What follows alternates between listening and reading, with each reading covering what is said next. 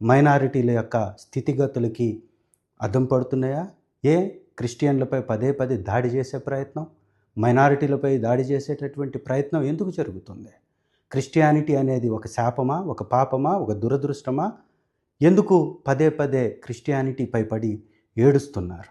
మంత్రుల వ్యాఖ్యలు తీవ్ర అభ్యంతరకరం. ఇవి రాజ్యాంగ స్ఫూర్తికి విరుద్ధమని ఖచ్చితంగా చెప్పాల్సిందే.